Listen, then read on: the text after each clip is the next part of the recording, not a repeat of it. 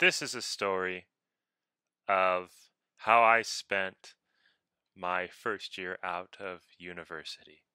I graduated college and I was all gung ho about, what am I going to do with my life? How can I help people? What can I do to make the world a better place? And all that cool stuff. So I went to a job fair at the university. I went to San Jose State University and I saw an advertisement for this program called City Year. City Year is under the Americorps program. It was enacted by Bill Clinton. It was made an official government program by him, but it expands on the whole New Deal programs of FDR. And the whole point of City Year was to get as many college graduates as possible into the worst schools in the worst cities in America, and then those college graduates would function as tutors, teachers' assistants, and removing graffiti, doing community projects, all at the school. And the idea was called the Human Capital Solution. Just get enough people in there, get them tutoring all day long, and eventually the education gap would be bridged. And I applied and got the job, and I worked at a middle school in San Jose, California. And that was actually my hometown. That's one of the reasons why I wanted to do this job. I wanted it because I wanted to make my own community.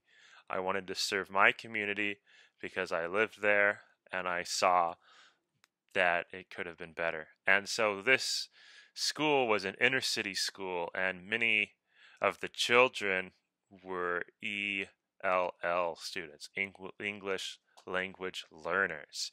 And you eventually find out that a good number of those kids are immigrant children of immigrants. They're either immigrants themselves that came from South America mostly, a few came from Asia, or they're children of people who were immigrants, both legal and illegal. That was just the fact. And it was quite the adventure. And basically, when it comes down to the challenges and advantages of moving into a globalized world, on the one hand, I see the rising global economy and places getting richer and richer and a lot of people getting stuff. But on the other hand, you have people that just don't have access to that or just are left behind or whatever. And so through this program, I kind of started to see the dark side of it all. You get the people who see the other people from richer countries and they want that lifestyle, and they'll go through any legal means or illegal means possible to get there. They will get there. If they really want to, they will go. They will find a way. So what this creates in San Jose, what it created there was an immigrant population, very high South American, Central American immigrant population in my hometown. So it was quite the challenge to work with these students. One of the biggest challenges was the behavior problems. My first day of class, I was running an after-school homework club. A kid raised his hand and he said, F you, F this class, F this school. And I was just shocked that that was the attitude some of these people had towards education. And I met students that had absolutely zero education in English. And even in Spanish, they might have only received a few years of education and it was all partial here and there. Some students were really far behind. We had some students in the 8th grade that were learning how to count change. Their math ability was so low, almost like a first or second grade level of math.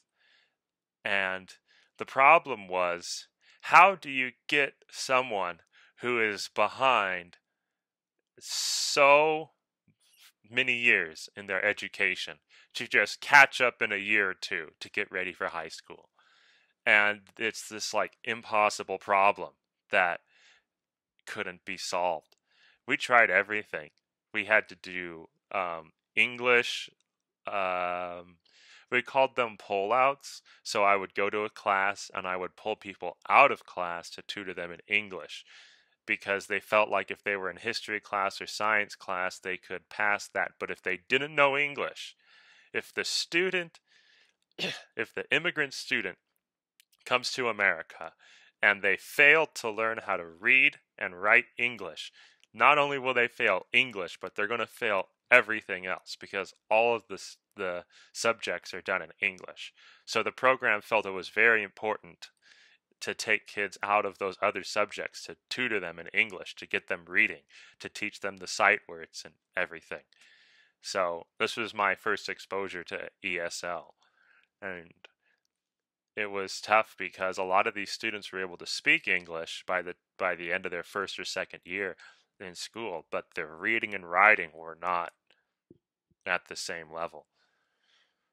So it just was difficult. How do you take all these immigrant children or children that their parents were immigrants, some of their parents were in gangs, and they just get caught up in this cycle, what they called the cycle of poverty. And it is a cycle, and no one knows how to break it. And so the big challenge to me by the end of the year was this feeling of hopelessness. Like, I did something, I tried to do something along with my colleagues, and then at the end, these kids were graduating and they were going to go on to a high school that was next to the middle school that only had like a 60% on-time graduation rate and an overall graduation rate of like 65 or 70% or something. I don't know, maybe it was less than that. Maybe it was less than 50, but it wasn't, a 95% graduation rate that you'd see at like a Catholic high school or something. So obviously I felt this hopelessness of, there's two school systems. There's one, uh, I mean, there's one school system for the successful people. I wouldn't say rich because there's a lot of people who aren't rich that end up getting their kid into that Catholic high school or into that private school that they wanted, but they get scholarships, they help them, they get donations, they go out and they find a way to make the money to make it happen. And then there's these other group of kids that get sucked into this failing inner city school system that literally operates to fail kids. Even if they graduate high school, what they know and how to function in the world is not enough. The the inner city schools that serve immigrant children, children of immigrants, um, poor students, they need to be improved. But I don't see any easy solution to the problem. And this debate continues to the day. So, as for the topic, yeah, it is a challenging thing with globalization. There's so many positives to it, but my one negative for this globalization is the increased poverty. So, yeah, that's pretty much it. Um, yeah, nothing bad with Americorps or City Year. The program is the program. And it was basically the Peace Corps does what they can, and I think doing something ends up being better than doing nothing. And at the end of the day, you do something and you're like, oh well, at least I did something, because doing nothing is just going to keep the problem there, but doing something's going to help. So that's pretty much it. Thank you for watching.